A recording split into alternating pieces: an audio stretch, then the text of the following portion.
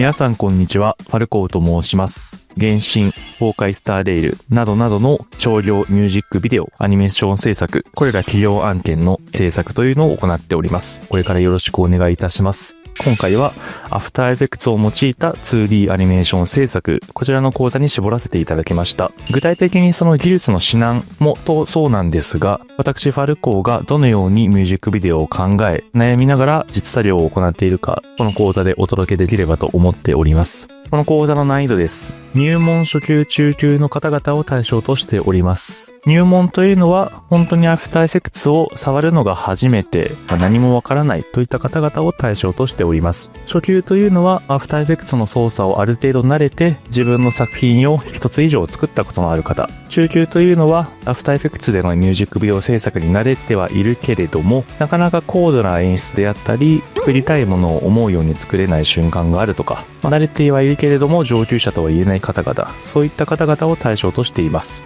で、今回取り扱うのは 2D リグアニメーションというアニメーション手法です。VFX 背景制作ノウハウを学びまして、ただモーションを作るだけではなくて、そのモーションを引き立てるためのエフェクト、VFX であったり、背景をどう制作するか、これもアフターエフェクツで一貫して行いたいと思います。そして、これはもう非常に初心者の方々にありがちなんですが、How to 以上のものが作れずに学んだだけで終わることがある。ただ、その教本の内容でしか作れずに終わってしまうといったことが多いので、私の講座ではそれぞれを払拭するように、実際にファルコーが普段のように悩みながら 2D モーションを制作する過程を学ぶことができます。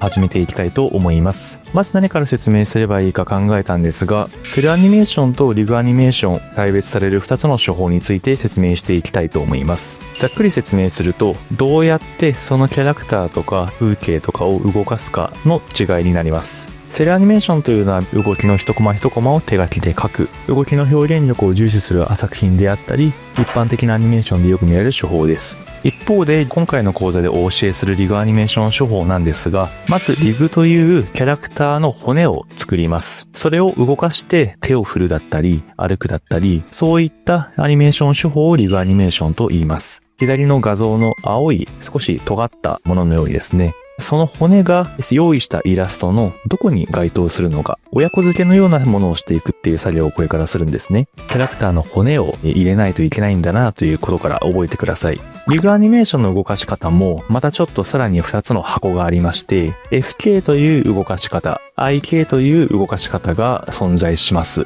今回は皆さんにこの FK という概念、IK という概念、動かし方を駆使してキャラクターを可愛く動かしてもらう、そういう技術を学んでもらいます。何をじゃあどういう風に棒を動かせばいいのとかって全然わからないと思うんですね。そういう人たちのために世界的に有名な指針、原則というのがありまして、アニメーション12原則というものがございます。中でも私は2、4、9、10、11、12、この6つを特に MV 制作とかモーション制作する上ではかなり大事にしている部分でございまして、せめてまずこの6つから覚えてください。それぞれの説明をしていくと、タイミングというのは動作にかけるフレーム数を調整することで動きのスピード、重さ、感情を制御します。これ要はめちゃくちゃ当たり前のことを言っていて、速い動きを表現するんやったら少ないフレームでその一連の動きを表現しようね。フレーム数が多いほどスローモーションビデオとかそういったものは遅い動きとか重い動きとかを表現するのに適しているよっていうことですね。1番よりかは僕は2番の方を MV 制作では重要としておりまして、スローイン&スローアウト、ゆったりとした出だしと終わりということですね。何かモーションを作るときは必ずこのモーションの作り方、動き出しはゆっくりとして終着点もゆっくりで終わるようにということを意識してください。これもまたアフターエフェクトの作業に移るときに詳しく説明いたします。次にアークス、円弧なんですが、例えば手を振る動きであったり、リファレンスにあるようにちょっとペンライトを振るような動きっていうのも、必ず自然な動きっていうのは直線じゃなくて、弧を描くことっていうのを表現しています。弧を描くというところを意識するだけで、現実にありえないような不自然なカクカクした動きっていうのを避けることができます。必ず棒を動かす上では、弧を意識で描画するというのを大切にしてください。で、4番、エグザジェレーション、誇張というところなんですが、これもどういうことかというと、リファレンスにあるように、女の子が歩いて、爆風が起きて、コインが飛び散って、で、女の子のパラソルとか胴体というのが後ろにのけぞるといった一連のモーション。これの何を誇張しているかというと、本来やったら、こんなに女の子を後ろにのけぞらんやろとか、パラソルもこんなに後ろにのけぞらないでしょっていたところを、誇張表現としてあえてそういうモーションをつけている。そうすることで、よりそのキャラクターの動きがコミカルに表現されて、かなり映えて見える。ただし、すべてのモーションを誇張しすぎると、逆にちょっとそれが臭すぎるというか、ちょっと嘘くさい表現だよねってなってしまうので、本当に一部分、こういったところに取り入れたらこのキャラクターがより可愛く映えるよねとか、そういった観点で、ぜひこのエグザジェレーションっていう概念は使ってみてください。5番目、ストレートアヘッド&ポーズトゥポーズ。例えば、下の画像リファレンスにあるように、ペンライトをタゲーのように振っているキャラクターのモーション、1番目、2番目、3番目と、それぞれのシーンを切り抜くとすると、必ず重要なキーポーズを先に決めまして、それらの間を埋めるように中間モーションを次に作っていく。例えば、ペンライトを振りたいモーションを作りたいなってなった時に、まず最初に頭に浮かぶのが、こういう風に胴体をかなり90度に横に曲げて、1番目のようなポーズっていうのが私の頭の中で浮かぶんですね。じゃあその後の動作をどうしようかってなった時に、その1秒後の3番目のようにペンライトを若干下に下ろしているポーズっていうのを次に考えるんです。この2つのキーフレームをまず作成してから、残りの中間っていうのをどんどん書いていく。さらにまたその中間を書いていくといったような書き方っていうのが、